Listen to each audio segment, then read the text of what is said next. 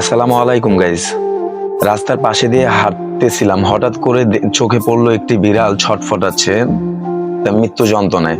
তা আমি দেখতে পেয়েই তার পাশে গিয়ে দাঁড়ালাম। দাঁড়ানোর পর আমার কাছে মনে হচ্ছে কোনো মানুষ তাকে আঘাত করেছে, এমন ভাবে আঘাত করেছে, হয়তোবা তার মাথায় বা তার গায়ের এমন কোনো স্পর্শ ভাবে তাকে আঘাত করেছে, সে আর দাঁড়াতে পারছে না, ছটফটাচ্ছিল। তখনই আমার কাছে মনে হলো যে মানুষ কতটা ভয়ঙ্কর হতে পারে।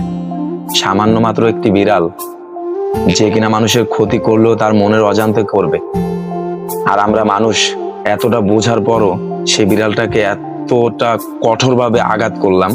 আমরা জানি না মানুষ কেমন করে এতটা ভয়ঙ্কর হতে পারে। আসলে কি বিড়াল কুকুর ওরা তো আমাদের ক্ষতি করে না ইচ্ছাকৃতভাবে, তাদেরকে আমাদের আঘাত করা উচিত নয়।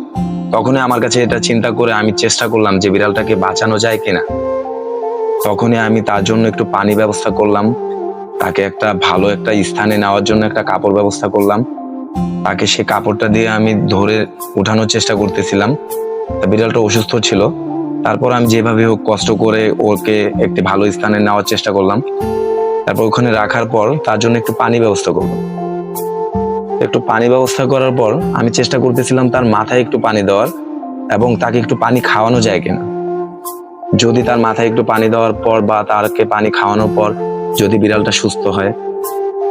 আসলে আমি জানি না মানুষের চিন্তাধারা কি, কিন্তু আমার কাছে তখন মনে হয়েছিল যে আমি মানুষ হয়েও তার কাছে আমি অসহায়। কারণ সামান্য একটি বিড়ালকে এবং কি যারা এভাবে মারতে পারলো, তারা আর যাই হোক তারা প্রকৃত মানুষ হতে পারে। সামান্য আপনারা বিড়ালটাকে সহ্য করতে পারলেন না, এই দুনিয়ার কষ্ট কিভাবে সহ্য করবেন বলেন?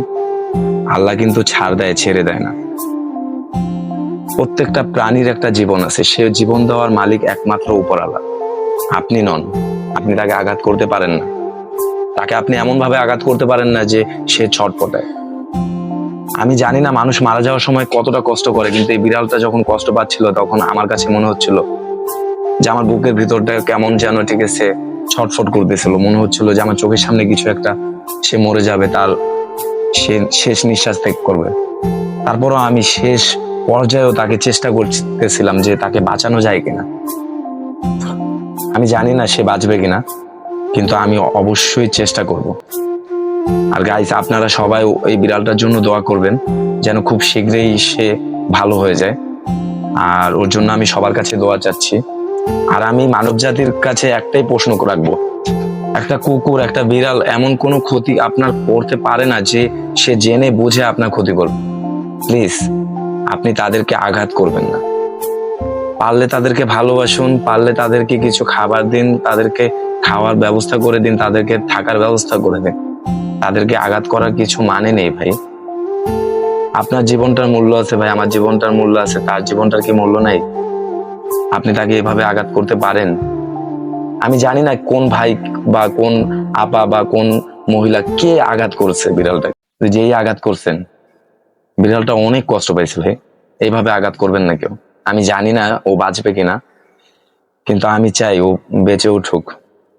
এই হিংস্র মানব জাতি থেকে ঠিক আছে সে যদি মরেও যায়, তাহলে আমি মনে করবো সে বেঁচে গেল, কারণ তাদের কাছে আর দ্বিতীয়বার তার শিকার হতে হবে।